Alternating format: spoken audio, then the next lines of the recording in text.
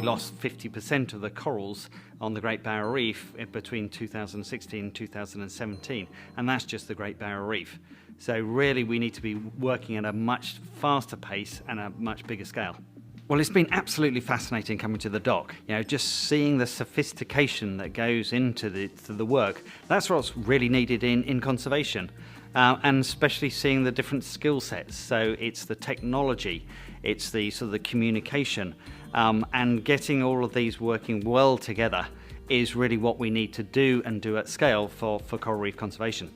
The Coral-ation project is a collaboration between the dock and the Ocean Agency and the Australian Institute of Marine Sciences to try and use their images of the Great Barrier Reef to unlock as much information as possible using computer vision. Because we collected 1 million images, so we had to find some way of analysing them. But it was working with the universities that are using sort of almost old technology, and certainly not cutting edge technology that we need. And so suddenly seeing the way it's approached with the dock and the people here, seeing it on a completely different level, you realise the potential of this technology. We presented this information to the Australian Institute for Marine Sciences, and we realised that we were trying to solve effectively the same problem. So the solution that we came up with uses computer vision techniques to unlock as much information as possible from the images of coral, be that the coral species that are in the image, whether it's dead or alive, and whether we can see any signs of stress. Most people jump underwater with a clipboard and a pencil and make notes. Now that doesn't give the data at the scale that we need to make decisions. Really, if we want to tackle a lot of the issues that WWF is working on, like ocean conservation, saving coral reefs, we need more of a similar approach to what we're seeing within Accenture. I think where there's a major lack from the NGO side, they just traditionally don't have a DNA for technology.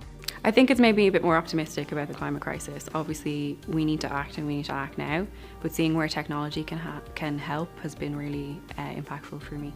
Well, I think it's almost unlimited where this project could go.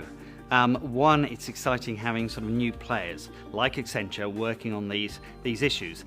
That's a catalyst for others wanting to get involved, because it isn't the usual conservationists trying to tackle the issue or scientists tackling the issue. People believe that companies like Accenture can make massive progress quickly because that's what they're built to do. There's definitely hope. One of the great things about talking with Reacher is that we realize that problem that we have, and shows like Chasing Coral is a perfect example to see what's actually going on. But projects like this is what tells you that there is hope.